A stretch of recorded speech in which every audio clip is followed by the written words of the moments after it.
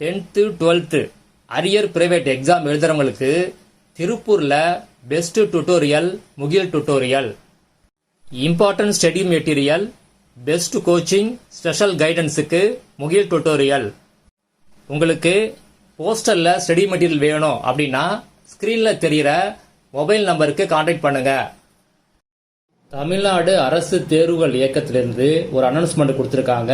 என்ன அனௌன்ஸ்மெண்ட் அப்படின்னா, ஸ்கேன் காப்பியை எப்போ அப்ளை பண்ணுறது, அதே மாதிரி ரீவேல்யூஷன் ரீடோட்டலிங் எப்போ அப்ளை பண்ணுறது அப்படின்னு சொல்லியிருக்காங்க.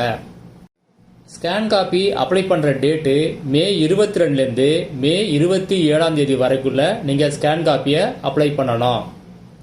ரீவேல்யூஷன் ரீடோட்டலிங் அப்ளை பண்ணுறதா இருந்தால் ஜூன் 17லேருந்து ஜூன் 19க்குள்ளே நீங்கள் அப்ளை பண்ணணும்.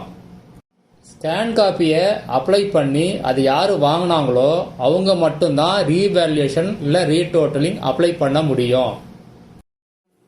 இந்த ஆன்சர் ஷீட் காப்பி, அதாவது ஸ்கேன் காப்பியை எப்படி வாங்குறது அப்படின்னு பார்க்கலாம். ஸ்கேன் காப்பி அப்ளிகேஷனை ஆன்லைனில் தான் ரிலீஸ் பண்ணுவாங்க. லிங்க் கொடுப்பாங்க.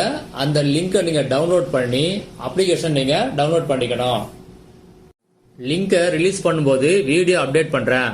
அப்ளிகேஷனை எப்படி ஃபில்அப் பண்ணுறதும் அப்படின்னு வீடியோ அப்டேட் பண்ணுறேன். மிஸ் பண்ணாமல் பாருங்க.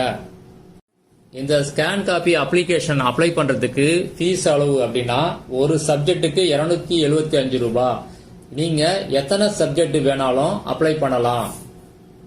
ஃபீஸை நீங்கள் கேஷாக தான் பே பண்ண முடியும். இந்த ஸ்கேன் காப்பி அப்ளிகேஷனை எங்கே சப்மிட் பண்ணணும் அப்படின்னா, ஸ்கூல் ஸ்டூடெண்ட்டை பொறுத்த வரைக்கும் நீங்கள் எந்த ஸ்கூலில் படிச்சீங்களோ அந்த ஸ்கூலில் நீங்கள் அப்ளிகேஷனை சப்மிட் பண்ணணும்.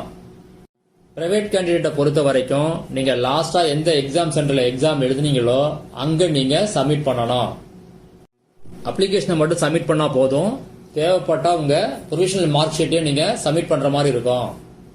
இப்போ நீங்கள் ஸ்கேன் காப்பிக்கு அப்ளை பண்ண பிறகு ஒரு டேட்ல அதுக்கான லிங்க் கொடுப்பாங்க.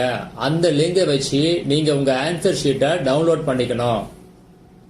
உங்க ஆன்சர் காப்பியை நீங்க டவுன்லோட் பண்ண பிறகு அடுத்தது நீங்க ரீவேல்யூஷன் போறதா ரீடோட்டலிங் போறதா அப்படின்னு டிசைட் பண்ணணும். ரீவேல்யூஷனுக்கு வேற அப்ளிகேஷன் ஃபார்ம் இருக்குது, ரீடோட்டலிங்க்கு வேற அப்ளிகேஷன் ஃபார்ம் இருக்கு. அதனால எதுன்னு பார்த்து போடுங்க. ரீவேல்யூஷன் எப்போ அப்ளை பண்றது அப்படின்னா, நீங்க உங்க ஆன்சர் ஷீட்ல செக் பண்ணும்போது உங்க ஆன்சருக்கெல்லாம் மார்க் கம்மியா போட்டிருந்தாங்க அப்படின்னு நீங்க நினைச்சீங்க அப்படின்னா ரீவேல்யூஷன் கண்டிப்பா போகலாம். உங்க ஆன்சர் ஷீட்ல ஏதாவது ஆன்சர் கரெக்ட் பண்ணாம இருந்துச்சு அப்படின்னா அப்ப நீங்க ரீவேல்யூஷன் போக கூடாது, ரீடோட்டலிங் தான் போகணும். ஆன்சரை கரெக்ட் பண்ணிட்டு மார்க் போடாம வச்சிருந்தாங்க அப்படின்னா அதுக்கும் நீங்க ரீடோட்டலிங் தான் போகணும்.